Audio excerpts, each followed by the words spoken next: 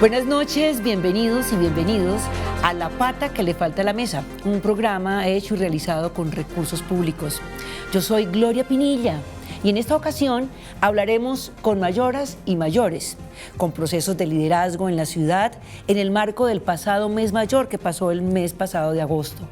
Les invitamos a compartir la palabra y a pasar a la mesa y participar en esta conversación con el hashtag Capital Mayor y con el hashtag también Mesa Capital. Hoy nos acompaña en el estudio Alejandrina Vernaza. Ella es una profesional en gestión financiera, defensora de los derechos humanos, también es lideresa y consultiva distrital, delegada al Espacio Nacional de Consulta Previa de Comunidades Negras del Distrito Capital. Ella también es representante legal de la Fundación Colombianos Construyendo Caminos y consultiva local de la localidad Kennedy. Y estamos también en esta mesa con David Camilo Castiblanco, él es asesor poblacional de Capital. Hola, Pini, ¿cómo estás? Bienvenida, Alejandrina. Muchísimas gracias. Gracias a ustedes por esta invitación. La verdad que estoy encantada de estar aquí con ustedes. Muchas gracias. Igualmente. Y en esta mesa también nos va a acompañar Mauricio Martínez, que es nuestro videógrafo y es el realizador de la siguiente cápsula, del siguiente video, que dará la introducción de alguna manera a nuestra primera parte de conversación.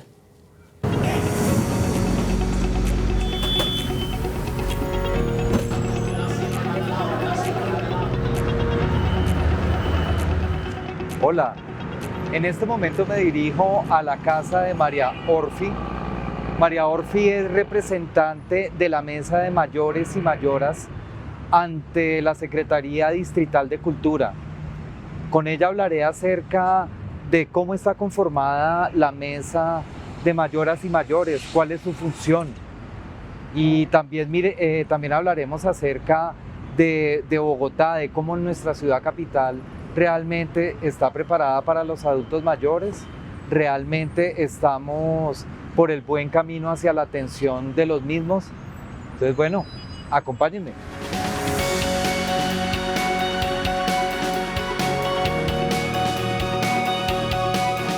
Yo soy María Orfi, soy boyacense, tengo una familia muy bonita, nos casamos muy enamorados, muy jóvenes y la verdad siempre digo que la mejor semilla que siembra el ser humano son los hijos, porque los hijos los formamos, los educamos a nuestra manera y de la mejor manera posible y realmente esa es la mejor semilla que tenemos.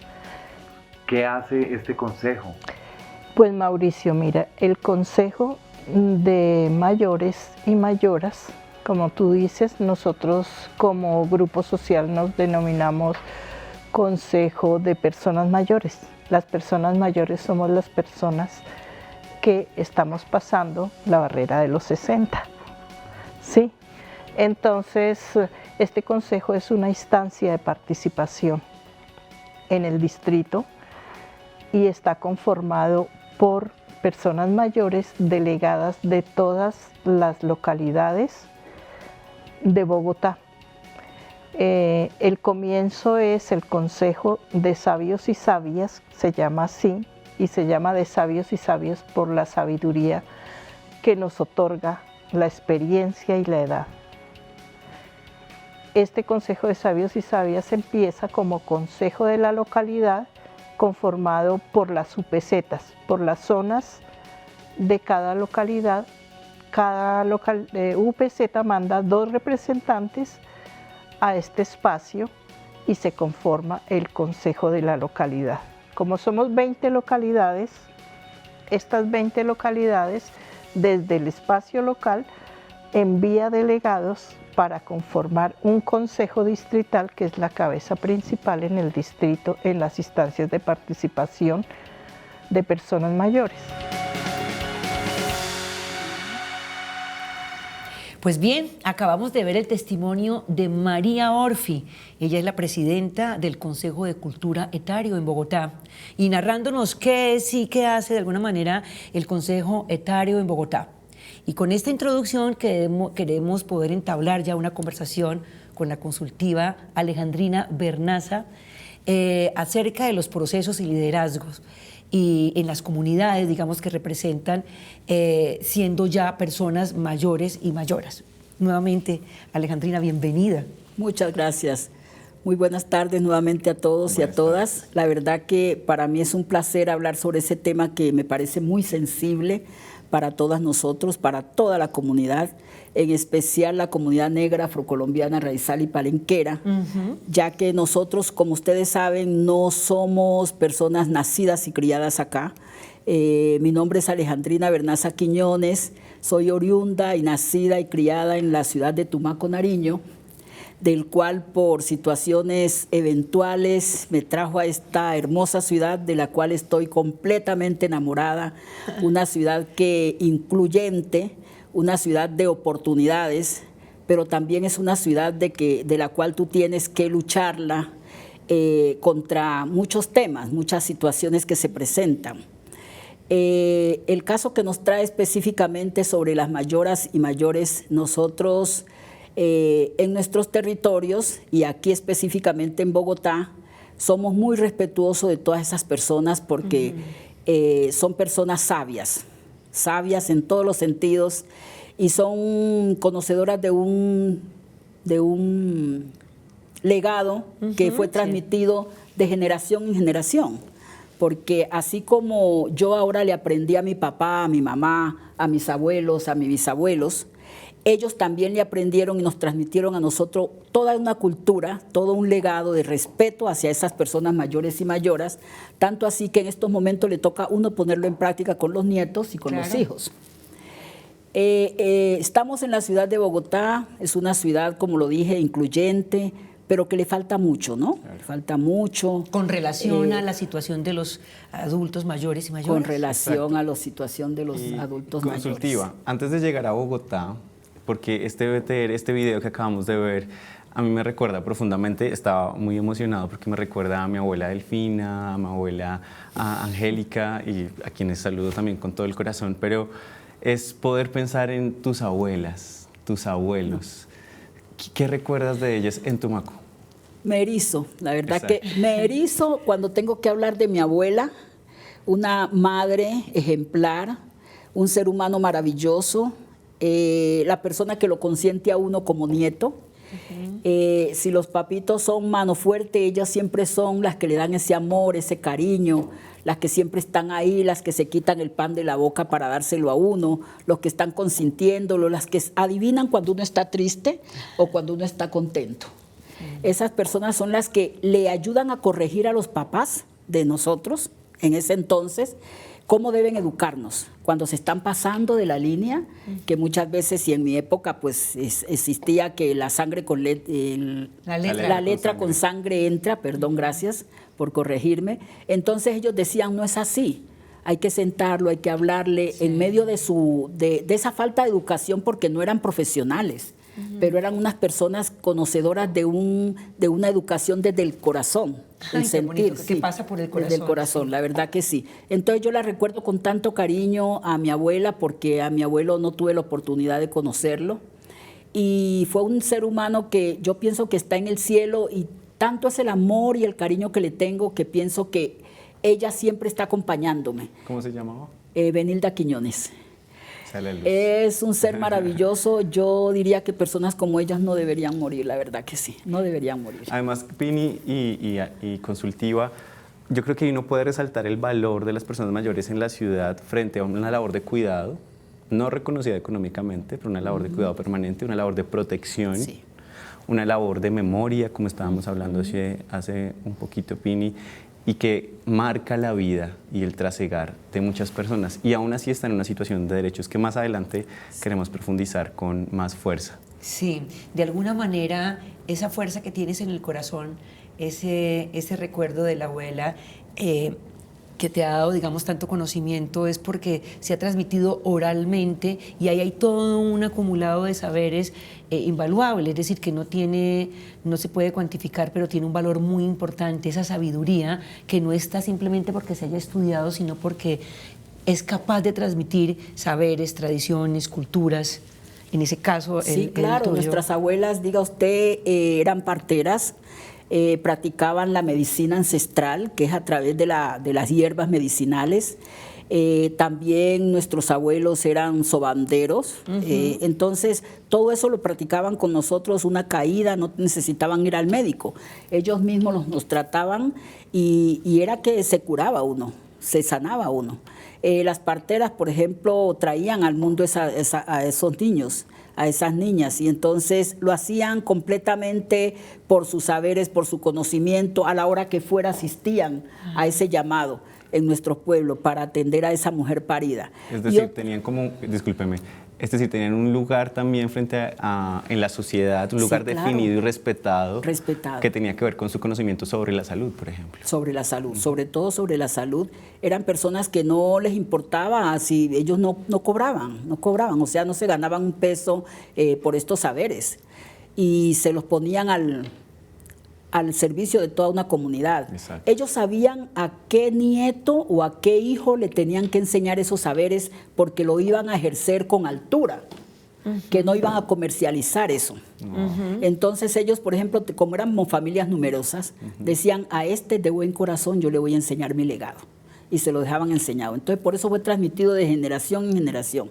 Yo recuerdo mucho eso, la verdad que me quito el sombrero con todas esas mujeres, con todos nuestros ancestros, nuestros abuelos, nuestras abuelas, que eran criadores. Por ejemplo, en el caso de las comunidades negras, una madre abandonaba a su hijo y la abuela lo agarraba y era su hijo y era que lo cuidaba desde muy chiquito hasta que creciera. Que eso es mucho más fácil hacerlo, digamos, allá en Tumaco, en comunidades afro. Aquí, ¿cómo se hace? ¿Cómo se desarrolla una consultiva afro en Bogotá, aquí en los Andes, en el frío? ¿Cómo le ha tocado? ¿Cómo lo ha hecho? Sí, mire que afortunadamente nosotros como consultiva tenemos una acción afirmativa con la Secretaría de Salud, que son los quilombos. Los quilombos están en las 20 localidades, nos han dado solo 10 por esas luchas, porque han sido luchas, no es fácil para nosotros interlocutar con las instituciones, porque siempre, muchas veces dicen, démosles esto porque esto no me lo que merecen, pero nosotros incidimos para que se den más. Nos dieron 10 quilombos, que 1 por 2 localidades. Sabemos que aquí el Distrito Capital tiene unas localidades inmensas. Si alguien no sabe qué es un quilombo, ¿cómo se lo podríamos definir? El quilombo es donde se desarrollan esos saberes ancestrales, esos de los cuales les hablaba, que eran transmitidos de generación en generación. En ese quilombo, que funciona 1 por 2 localidades, están vinculadas un personal como son parteras, sabedoras ancestrales, está un técnico ambiental, está un gestor y está una enfermera, porque también esos saberes deben ir acompañados de la medicina occidental. Recuerden que cuando llega una mujer en embarazo, entonces la partera la agarra, le hace el examen, pero si esta persona está sufriendo de preeclampsia o una enfermedad que como sabedora no se lo vayan a poder atacar, entonces inmediatamente entra la enfermera superior, que es la que ha estudiado la medicina occidental y se la transmite directamente a una clínica o a un hospital. Somos muy responsables frente a eso. Y además que es muy importante lo que tú nos dices, porque la visión cultural de las personas mayores son personas a las que la familia usualmente dice, pero ¿qué voy a hacer con una persona mayor? No puede trabajar. Entonces empieza a convertirse en un problema, y lo que ustedes están haciendo a través de los quilombos justamente es recuperar un lugar de afirmación, un lugar político, un lugar dentro de la comunidad desde sus conocimientos y saberes. Y me hace recordar un apoyo que le vamos a pedir a producción que nos ponga sobre un tuit que vimos hace poco, Gloria, si nos lo compartes, que lo puso nuestra nueva vicepresidenta Francia Márquez, respuesta a un tuit que puso también alguien que adoramos, que tiene que ver con regalarnos un... Claro que sí. Sí, claro. Quiero que esté al aire. Sí, tranquila, no te preocupes, tranquila. Y en este momento tenemos en la pantalla justamente la respuesta que hace la vicepresidenta Atola Imaruja. Y tiene que ver con la expresión de mayores y de mayoras, ¿no es cierto? Con lo que representa esa expresión.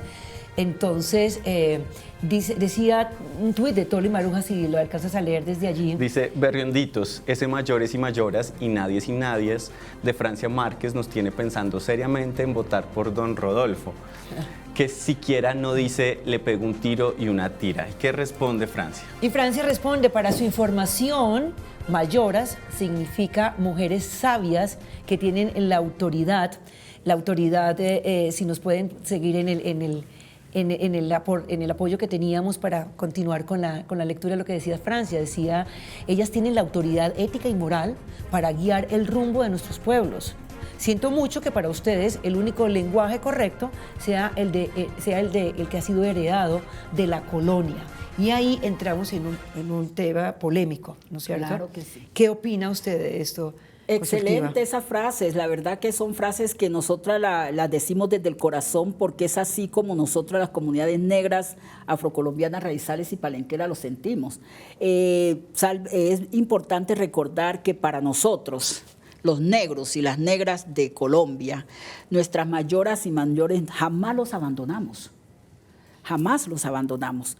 De pronto que porque se pierdan o se extravíen o se salgan de la casa en un momento de descuido es distinto, pero nosotros devolvemos esa crianza, ese favor que nos dieron, con amor, con cariño, le lidiamos sus enfermedades,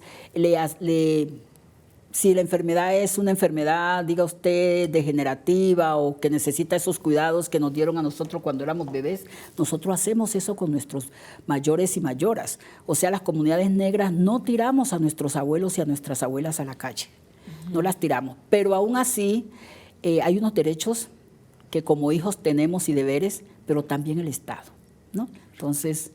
Y además que hay una invitación en el tuit muy interesante que tiene que ver con tanto el reconocimiento de las personas mayores como de abandonar un lenguaje colonial, un lenguaje que no nos ha permitido justamente tener una memoria mucho más clara de quiénes somos y qué lugar pues, tenemos dentro de la ciudad. Dentro de las experiencias, Alejandrina, que has tenido como consultiva, ¿alguna experiencia relacionada directamente con personas mayores que para ti haya sido representativo? Sí, puedo decir directamente en el Consejo Local de Kennedy, me tocó vivir y he estado precisamente incidiendo para que esto no se siga repitiendo. Lideresas, comunidad que han tenido esas personas mayores, que de una manera los hijos y las hijas no han tenido ese trabajo laboral, que ustedes saben que es lo que nos da mejor calidad de vida, para ayudar también a nuestros mayores y mayoras, han tenido que acudir a esa ayuda a la alcaldía en años anteriores y desafortunadamente hay varias mayores y mayoras que murieron en el intento querer acceder a ese bono, porque no fue posible. Y en un contexto consultiva que acabamos de pasar y con eso, para que puedas hacer el corte, mi Pini, tiene que ver con los efectos de la pandemia en las personas mayores, que fue fuertísimo y que justamente requería de acciones afirmativas. Exactamente, para hablar de esto, de lo que significa la calidad de vida aquí en Bogotá, de personas mayores y mayoras, con eso es de ese tema vamos a hablar en este segundo corte, cuando regresamos con Alejandrina, con David Camilo, y vemos qué pasa con esa situación desde la salud, desde la economía, desde lo social, cómo se integran aquí en Bogotá. Y entonces ya regresamos.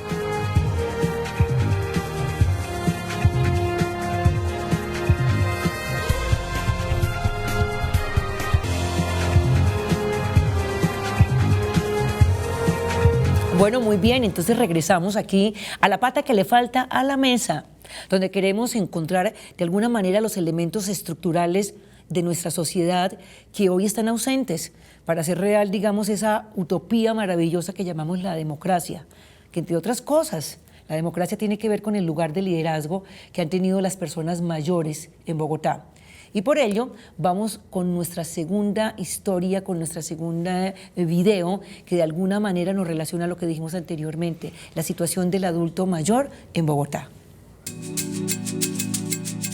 Desde el Consejo de Sabios y Sabias, que como te decía yo, vela por dignificar a la persona mayor, porque sea una persona libre de prejuicios, porque sea una persona libre y tenga todos los derechos que que debe tener, y desde el hogar y la sociedad y todo el entorno,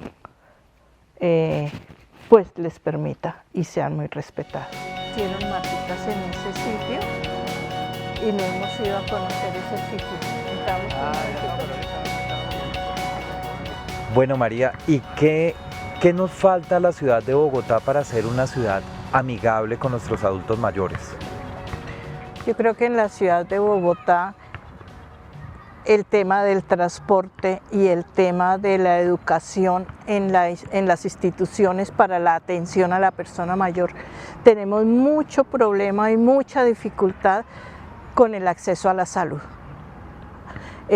La pandemia nos quebró muchísimo. A nosotras las personas mayores nos dio muy duro la pandemia. Perdimos muchos amigos, muchos familiares de persona mayor en esta pandemia y nos dejó tristes. En este momento hay un tema muy importante que a mí se me hace, y es que la persona mayor le tiene miedo a salir, le tiene miedo a volver a compartir como lo estábamos haciendo antes, con la tranquilidad que lo hacíamos, porque es el temor a contagiarnos, el temor a si la otra persona me puede recibir o puede estar conmigo o no, el temor a muchas cosas. Entonces hay pérdida de capacidades que tiene la misma persona, y tenemos que ayudarles culturalmente a salir de esto. Es la cultura la única que nos va a ayudar en esto. Cultura ciudadana en el tema de lo que te estaba diciendo de la salud, las largas filas, no mandan los medicamentos, el ir a buscar al médico y trasladarse de un lugar a otro tan lejano, todas esas cosas. Pero la cultura como tal, que le llegue a la persona, a mí me parece que entre las personas mayores que están por detrás de la puerta de sus casas hay mucha sabiduría, y de eso estoy convencida, pero también hay mucha capacidad de aprender música, de aprender arte. Hay que abrir más ventanas para el aprendizaje de las personas mayores. Bueno, y como pudieron ver, acompañamos a María Orfi en los diferentes espacios de liderazgo que ostenta, y queremos saber, Consultiva Alejandrina, un poco cuál es la situación de los derechos de los y las mayores en Bogotá desde la mirada de los grupos afro, pero también un poco focalizándolo por todos esos retos que se tuvieron que afrontar, específicamente el tema de la pandemia, los trapos rojos colocados en las ventanas y en los barrios para llamar la atención de las necesidades que se habitaban en estas casas donde había mucho adulto mayor, ¿no es cierto? Si para la ciudad de Bogotá, llena de tantas etnias y demás, ¿cómo fue para la población afro afrontar esa pandemia como adulto mayor? Gracias por tocar este tema que es de mucha importancia y que ojalá se pueda conocer en lo largo y ancho de no solamente el distrito, sino a nivel nacional. Para las comunidades mestizas es complicado, para nosotros, las comunidades negras, es mucho más difícil. ¿Por qué? Es mucho más difícil acceder a esas ayudas, que muchas veces se quedaban los trapos rojos ahí colgados y no llegó nunca el Estado a esa ventana. ¿Por qué no llegó? Porque desconocen, diga usted, las necesidades que hay detrás dentro de las personas que viven allí. Tenemos un problema serio en las comunidades negras, que por ese encerramiento, muchos, inclusive yo que no tengo todavía los 65 años, pero se me bajó la vitamina D. Ajá. Porque yo tenía miedo, si ustedes bien recuerdan, en un momento dijeron que es que el virus andaba en el aire. Sí. Entonces yo tenía miedo hasta de salir a una terraza para no contagiarme, y como sufro de varias patologías, entonces yo decía, a mí me llega a dar eso, me voy. Entonces tenía que estar encerrado en 4 paredes, por lo tanto la vitamina D se bajó. Pero lo más triste es que todo el adulto, las personas mayores o toda la comunidad tenemos derecho a la protección de una salud, no solamente para nosotros, sino para toda nuestra familia. Y aún teniendo una EPS, ellos no dan alcance ni responden a esas necesidades. ¿Por qué? Porque para tú acceder aquí en esta ciudad a un especialista es algo muy duro. No nos dan las citas oportunas y la situación de nosotros se va agravando cada vez. No es escondido que las comunidades negras sufrimos de unas patologías específicas como es la hipertensión, la diabetes, el leucoma, etcétera, etcétera. Entonces... Consultiva, yo quería interrumpirla, que tiene que ver justamente con la pandemia y es muchas de las prácticas culturales y también de la calidad de vida de las personas mayores tenían que ver también con el final de su vida.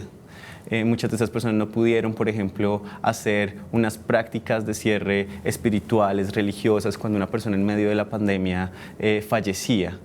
¿Qué impactos pudo haber ocasionado también ese cierre digno de la vida para las personas mayores en la ciudad?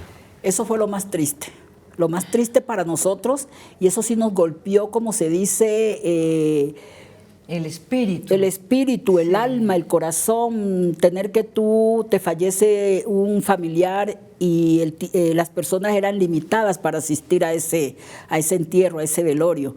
Ahora no poderle dar un entierro digno, para nosotros es horrible, terrible, desesperante, algo que me parecía a mí inaudito. Sí. ¿Por qué? Porque nosotros somos partidarios de la cultura, hacer el velorio, el acompañamiento, los alabados, el ir a acompañar a nuestros amigos hasta esa última morada, etcétera, etcétera. Eso para nosotros fue terrible. Por eso hoy en día, pues darle gracias a Dios primero que todo, porque ha mermado un poco esta pandemia y porque de volverse a repetir yo no sé qué pudiera pasar, la verdad que no. ¿Y tenemos alguna cifra de cuántas personas de la comunidad afro perecieron? Muchas, pero las cifras no las tengo específicamente en estos momentos, sí me corcharon. No solamente que tú no las tengas, sino que seguramente los sistemas de información públicos usualmente no tienen elementos de enfoque diferencial, por ejemplo, para identificar esos casos. Ahí creo que es importante saberlo. Y creo también fundamental frente a este tema ver una noticia que hace unos meses el periódico El Tiempo publicó. Le pedimos a producción que por favor la pueda poner en este momento en pantalla, que tiene que ver justamente con el abandono de las personas mayores en la ciudad de Bogotá. Mientras la ubicamos, listo, perfectamente, vamos a leer justamente lo que dice en este momento la noticia. Dice: según los reportes del Sistema de Salud en Bogotá, entre el año 2021 y 2022 se han registrado 139 casos de abandono de personas mayores. Asimismo, 88 casos reportados ante las comisarías de familia durante el mismo periodo. La Secretaría de Integración Social, por su parte, tiene estimado que en la actualidad se encuentran aproximadamente 1.153.000 personas mayores de 60 años abandonadas, lo que se traduce en un 14% total de la población. Es decir, y es un tema que me gustaría justamente hablar contigo, Consultiva, si bien hay una no garantía de derechos para las personas mayores por parte del Estado, también hay vínculos familiares que abandonan a las y los adultos mayores. Justamente, Pini, este mes, en el mes de las personas mayores, se estaba haciendo una campaña con un lazo plateado que estaba un poco invitando a la ciudadanía al no abandono de las personas mayores, que tenía que ver no solamente con dejarle en un espacio físico, sino que aún conviviendo con esa persona no se estaba pendiente de sus cuidados o no se estaba pendiente de tener una vida digna dentro de su misma familia. Sí, es cierto. Por eso yo les decía antes, aquí en Bogotá se ven cosas muy tristes, porque me ha tocado vivir y con vecinos, ver que los abandonan los hijos. Pero también hay una norma, ¿no?, que exige al gobierno que por favor le obliguen a ese hijo a responder por el bienestar de su padre, de su madre, de los abuelos, que no se está poniendo en práctica. Acá se ve mucho, dejan a los abuelos, a las abuelas abandonados, inclusive los desalojan de sus propiedades. Eso es lo más triste, los desalojan de sus propiedades. Entonces, un tema que de país se tiene que tocar porque es una situación terrible.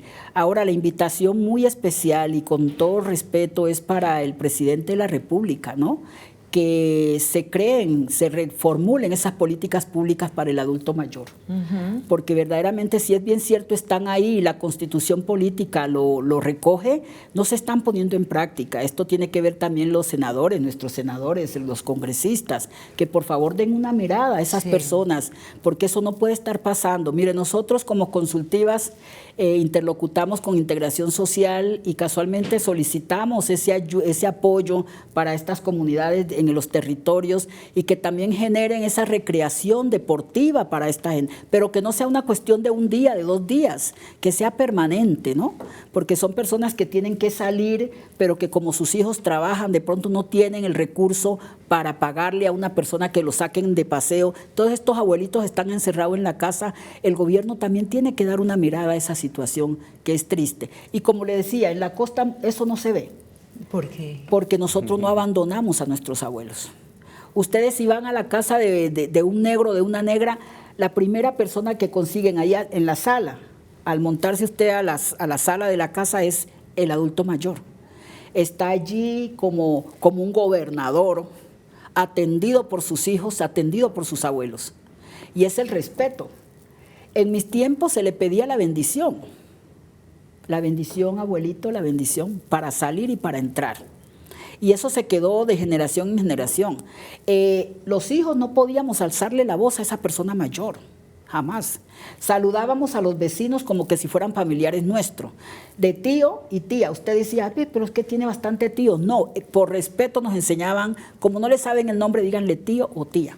Entonces era una cosa muy bonita y todavía se practica. O sea, en nuestra cultura el adulto mayor ocupa un lugar muy importante, no ese mueble viejo que está allí, que ya nadie lo determina, no. Sí, y eso tiene que ver en la cultura también palenquera y la cultura raizal. Raizales, sí señora, negros, afrocolombianos, raizales y palenqueros. Y hay un tema que me parece importante de lo que estabas diciendo, Consultiva y Pini, que tiene que ver puntualmente con la independencia económica de las personas mayores. Digamos, muchas veces se critica el lugar de agencia que pueden tener en la familia, pero las posibilidades de vinculación laboral para una persona mayor son de grandes dificultades. Según cifras del Observatorio de la Democracia, más o menos el 70% de las y los adultos mayores tienen trabajos informales.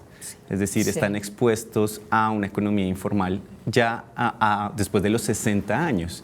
Y en ese mismo sentido, cuando uno hay veces recorre la ciudad o algunas ciudades del país, o también cuando uno hace algunos viajes internacionales, el dolor que representa ver a una persona mayor estar buscando recursos en la calle es totalmente desprotegida, parece descabelladísimo. O sea, ir por la calle y ver a una persona donde uno no puede, digamos, en esa actitud, hay veces que mucha ciudadanía toma pero ¿por qué no trabaja? ¿Por qué no? Es una persona mayor. ¿Cuáles serían esas garantías de bienestar social frente a lo que decía la consultiva Alejandrina? Pero no solamente desde una mirada muy amplia de adultos mayores, sino también desde el enfoque diferencial. Por ejemplo, el lugar de las personas mayores indígenas.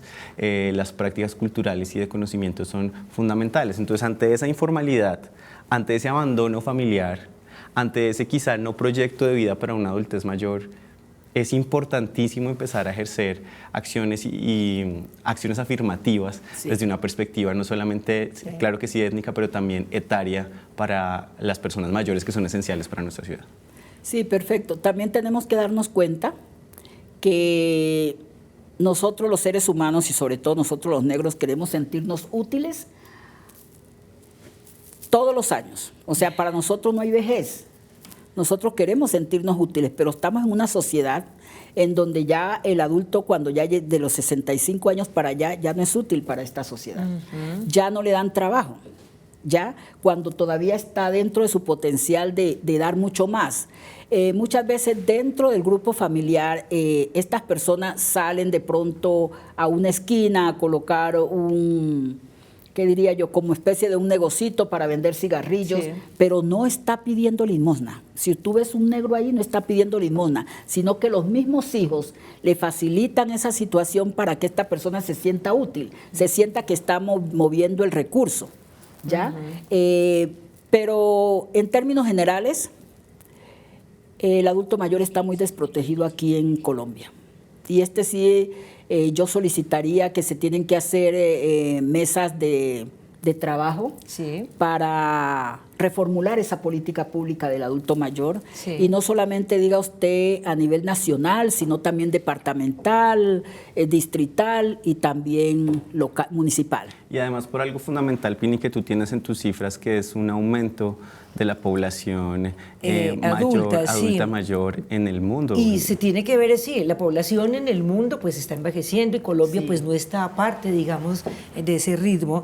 Y para hablar un poco como de la esperanza de vida, que se tiene aquí en los colombianos, que estaba más o menos alrededor de los 79 años, tal vez, que ha avanzado. Antes era menor. Estaba en 76, 77 años para hombres. Las mujeres viven un poco más, se supone, dicen esas cifras, pero digamos hay una perspectiva de unos 79 años como una esperanza de vida. ¿Estamos de acuerdo con esa cifra? Pues en nuestras comunidades la gente vive bastante, ¿no? ¿Por qué? Porque ustedes saben cuál es nuestra cultura y nuestra alimentación es a base del pescado, del marisco, y esto nos da fortaleza. Sí. Entonces ustedes encuentran una persona de 65 años y ustedes le dicen, ¿usted tiene 65 años? No parece, pero es precisamente por nuestra alimentación. Para nosotros comer pescado, marisco, lo podemos hacer en la semana 2 y 3 veces. Porque también influye mucho. ¿Por qué traigo a colación esto? Porque un adulto mayor, si es bien cierto, tiene que tener una dieta balanceada. Por su situación vulnerable no la puede tener. No la puede tener porque precisamente no tiene recursos. Claro. Muchas veces hay padres y madres, abuelos que no tienen sino un solo hijo. Y ese solo hijo trabaja en la familia.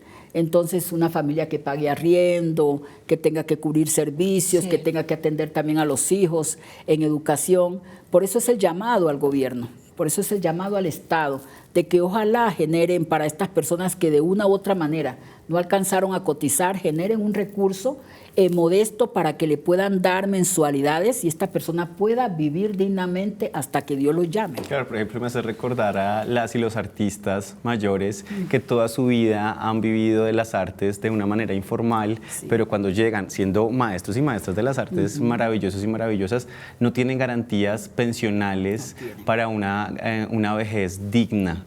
Y creo que eso es muy importante, justamente, Pini, con lo que nos decías con las cifras, según Naciones Unidas, la población mayor está aumentando en un 38%, superaría de alguna manera también a la población joven en algún momento, y eso es un reto para el desarrollo de los países poder atenderlo. También, según Naciones Unidas, las estimaciones, por ejemplo, sobre maltrato de personas mayores es mínima en los países. Tenemos una tarea muy importante de tener más cifras y conocimiento. Solamente entre el 1 y el 10% de los países en el mundo tienen estimaciones sobre el maltrato sobre las personas mayores. Entonces creo que nos falta información, tenemos un reto frente al plan de desarrollo de políticas públicas y trazar un horizonte más cercano a las personas mayores. ¿Qué tal esos retos?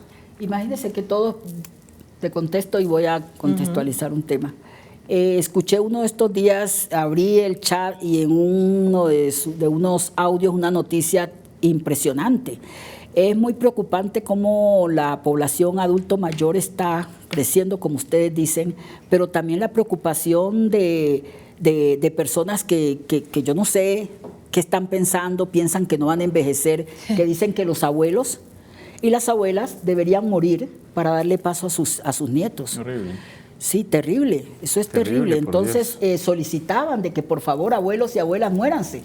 Sí. Dios mío, cosa Sí. tan impresionante. Yo lo leía y no podía creer. Se De escuchó, por sí, se hubo una escuchó. campaña en Twitter Sí. cuando hubo la pandemia, Sí, la donde se pandemia. burlaban de cómo la pandemia se estaba llevando a todas esas personas mayores, Sí. muchos jóvenes Y en no las redes gastar, sociales. digamos, las vacunas, digamos, en personas mayores y mayoras, Sí. porque que había que dárselas y priorizar a otras Exactamente. personas. Eso fue difícil para ustedes que trabajan, digamos, ese concepto de mayores y mayores, ese respeto, fue difícil de entender. Muy complicado, tanto así que habían, diga usted, comunidades negras que no llevaron a su doliente a las clínicas porque sabían que era a morir, porque también pues había una desinformación impresionante, no sé si era verdad, que el que iba por COVID pues le ganaba unos recursos, no sé, Claro, fue polémica el en la médico, no CPS, sé, eso claro. fue una cuestión de la EPS, pero ese temor había, que curémoslo acá con las hierbas medicinales y ahí fue que se hizo famoso, diga usted,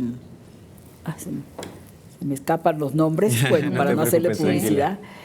Pero ahí entraron a jugar los quilombos aquí en Bogotá.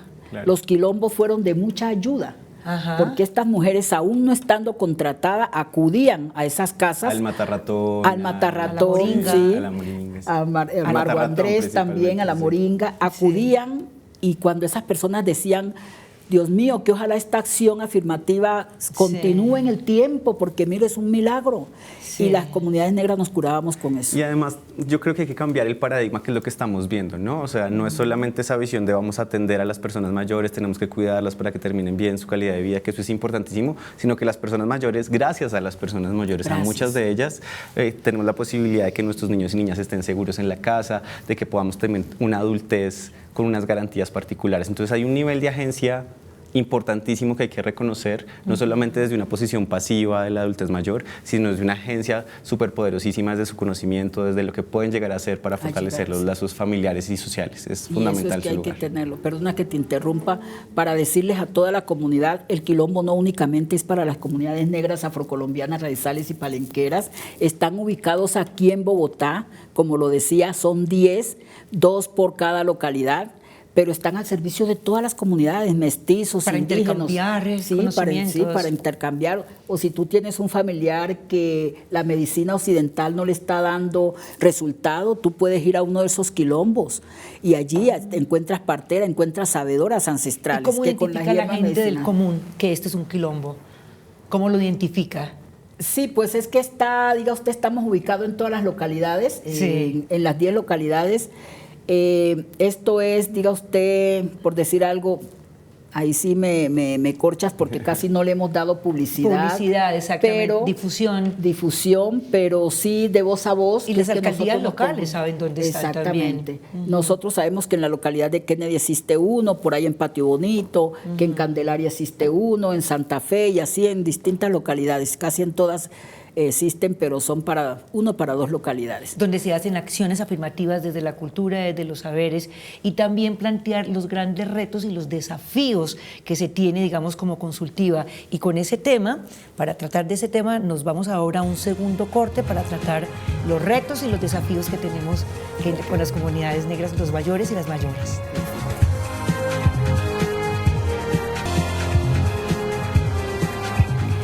Bueno, y queremos cerrar esta conversación con esos pendientes y las rutas que debemos tomar hoy para reconocer los saberes, la memoria, el lugar de agencia, digamos, de las personas mayores y mayoras en Bogotá. Y esto, pues obviamente, de la mano de nuestra invitada.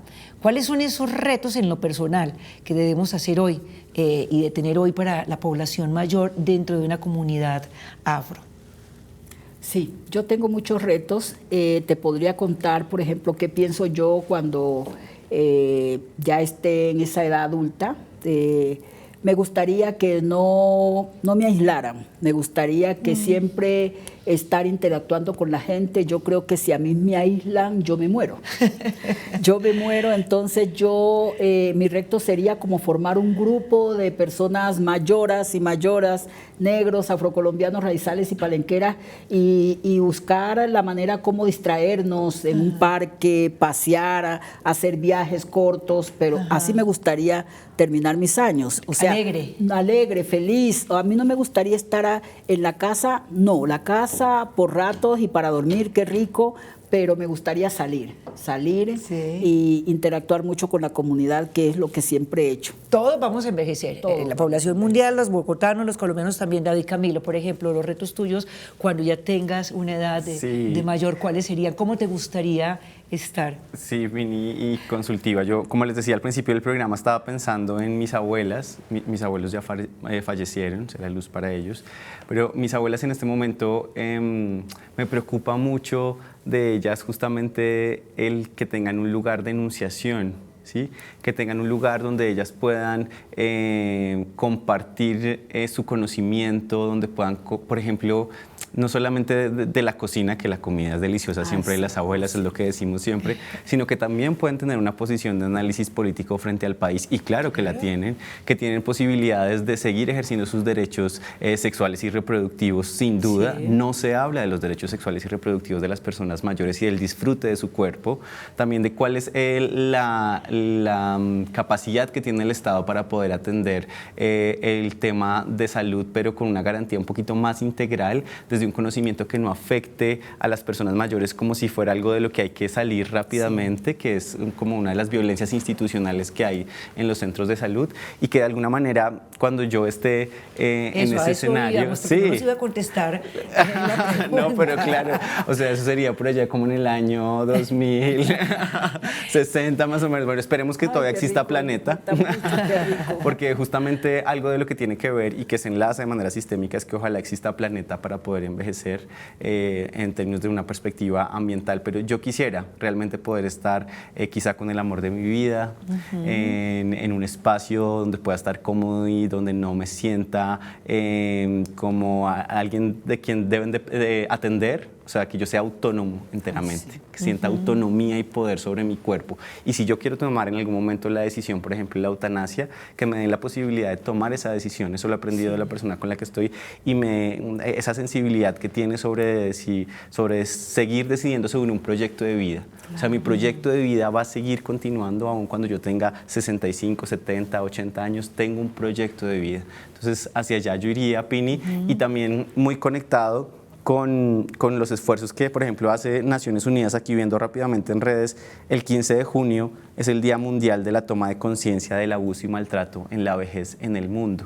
Y justamente desde 2021 hasta 2031 va a ser el decenio de un envejecimiento saludable.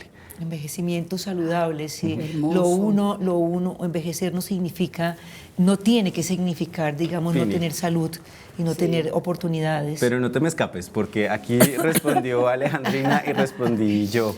¿Qué piensas de tu proyecto de vida? Yo estoy acá con Alejandrina. Yo también deseo tener, digamos, autonomía sobre mi propio cuerpo y decisiones, pero sobre todo estar alegre. Yo creo que la felicidad, eso también lo decía Borges, una de las sinónimos de la felicidad es la alegría. Y en tanto eso, yo también quisiera ser una adulta mayor muy alegre. Ay, sí, qué no, yo creo que invitar a toda la ciudadanía que nos está viendo en este momento, si parte de su familia hay personas adultas mayores, cuál es el lugar que está representando dentro de nuestro círculo, desde nuestra comunidad, qué posibilidades hay de reconocimiento, de garantía de derechos, de no abandono. Yo creo que es un mensaje fundamental, Pini, es no abandonar a las personas mayores, ni psicológica ni físicamente. Ni físicamente. Creo que hay un reto importante. Aquí, por ejemplo, hay unas cifras también de Naciones Unidas que nos dice que la tasa de maltrato a personas mayores es en centros o en residencias de personas mayores en atención de alta duración, es que 2 de cada 3 trabajadores de esas instituciones indican haber infligido malos tratos en el último año. Es decir, estos lugares que llaman ancianatos mal llamados. Debe ser rumbeanatos. Deberían ser no, esos lugares donde también se ejerce muchísima violencia sobre las personas mayores, donde hay que poner el foco también en términos de política. ¿Qué está pasando en los centros de atención para que se disminuya la violencia que hay sobre los cuerpos de las personas mayores? También hay otra cifra importante, es 1 de cada 6 personas mayores de 60 años sufrieron algún tipo de abuso en entornos comunitarios. Es decir, ni el entorno familiar ni el entorno comunitario está siendo una garantía para sus derechos, sino un ejercicio de violencia constante. Creo que eso es importante ponerlo sobre la mesa. Muy importante. Sí. Yo tengo un grupo de amigas de mi tierra, de mi tierrita natal, que es la perla del Pacífico. Tumaco, precisamente con las que estudiamos la primaria y el bachillerato. Nosotros tenemos un grupo en donde nos reunimos. Casualmente en estos momentos ellas están organizando una empillamada, a la cual yo no puedo asistir, pero todas estamos más o menos en mi edad, ¿no? Entonces yo albergo esa esperanza de que mi vejez va a estar mis amigas, y da mucha tristeza cuando ya va faltando una por determinadas situaciones, y en ese grupo nos damos ánimo, nosotros oramos, pero es un grupo muy hermoso. Analicen ustedes ya 40 años, 40 y pico de años, y todavía lo conservamos de amistad, y no nos hemos olvidado. O sea, yo no me he desarticulado de mi tierra natal. Y eso es importante, también acudir a estas personas que estamos envejeciendo, que también tenemos que ir como organizándonos, ¿no? Organizándonos claro. Para esos momentos que vienen, porque como lo dijo aquí mi compañera, todos vamos a envejecer de una u otra manera. Entonces uno prepararse para tener una vejez digna. Exacto, sí. y saber que, por ejemplo, existe un consejo de sabios y sabias en Bogotá donde las personas mayores pueden participar y ser electas, que existe un consejo etario donde las personas pueden participar. Alejandrina hace parte del consejo de la consultiva Afro en Bogotá, distrital. También que representa, distrital, que representa los derechos tanto de los niños, niñas, adolescentes y jóvenes, hasta las personas adultas mayores, que yo creo que tiene que estar sin duda en la agenda de las consultivas Afro en Bogotá. No sé si de pronto... Yo tenía una duda que también nos estaban preguntando acá por las redes. Pues sabemos de la fuerza y de la alegría que va a perdurar en Alejandrina. Muchas gracias. ¿Cómo fue? Esa misma fuerza y esa misma alegría fue la que hizo que usted tuviera ese título, Consultiva Alejandrina. Entonces me preguntan acá cómo así que se llama Consultiva Alejandrina, cómo la nombraron, cómo se ganó ese rol, por qué fue que se empoderó, digamos, en esa labor de derechos y de pelear políticas públicas para esta comunidad de mayores y de mayoras. Sí, la Consultiva es una instancia que viene funcionando aquí en el Distrito Capital hace muchos años. Inclusive yo no estaba desde la época que ya funcionaba la consultiva distrital. Yo llegué a Bogotá, lo primero que hice fue pensar en mi proyecto de vida, y mi proyecto de vida fue montar un restaurante. En ese restaurante tuve la oportunidad de conocer muchas mujeres, hombres.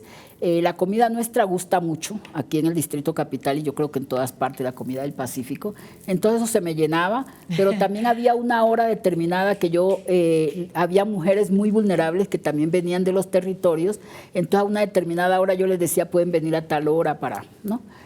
Darles la comida que ya no se vendía.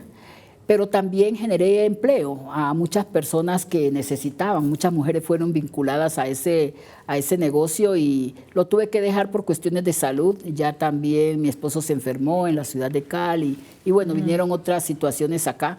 Un día no muy lejano llega una compañera, ella de nombre Flor Ángela Perea, y me dice, doña Alejandrina, muy bonito el trabajo que usted hace, ¿no le gustaría vincularse al proceso de comunidades negras aquí en Bogotá? Le dije, listo. ¿De una? De una, y entonces ella ahí mismo me llevó, me dijo, es que hay una elección donde van a elegir a las consultivas, tanto locales como distritales, y a mí me gustaría apoyarla. Le dije, yo vamos de una. Y como aquí pues habíamos llegado muchos familiares míos, entonces se convocó la SAE, o sea, en ese entonces la DAE, Dirección de Asuntos para Comunidades Negras, hicieron la convocatoria en todo el Distrito Capital, que son 20 localidades, y en todas y cada una de ellas se nombraron 15, 20, hasta 27 consultivos. Consultiva. Y qué pena interrumpirla, usted representa una localidad maravillosa, grandísima, que se llama la localidad de Kennedy, donde la agenda, y le invitamos ya para cerrar este programa, a que las personas mayores sigan siendo importantes en ese lugar. Personas mayores que también son mujeres, que son personas mayores, personas de los sectores sociales LGBT, por ejemplo, que el promedio de vida no es de 79 años, sino de 35 para las mujeres trans. Entonces, que pensemos a las mujeres trans para el derecho al envejecimiento saludable y digno. Acabas de poner una pata, de ajustar la pata en esta mesa con un tema muy importante, pero claro ya en este momento se nos acaba el tiempo, de verdad. Muchas gracias por acompañarnos acá en la pata que le falta a la mesa. Agradecerles a ustedes, la verdad, importante para mí. Importante para mí estar aquí. Muchísimas gracias y espero que nos vuelvan a invitar como delegados al espacio de consulta previa, porque hay un tema de consulta previa que hay que tratar. Bueno, muchas gracias, nos vemos la próxima semana acá en la pata que le falta a la mesa.